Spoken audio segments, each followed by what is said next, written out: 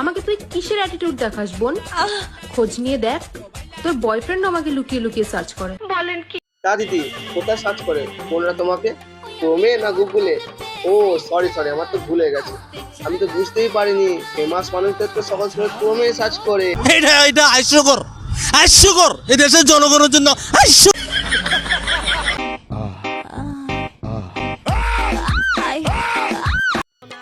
এই ঘোড়া তুমি যাতে প্রেগনেন্টে আউ হচ্ছে, আগে তো ঘোড়া দেখিনি আমি। তুই ঠিক কথা বলেছিস। গোল্ড হয় তাহলে আমার বর্তমান ডায়মন্ড।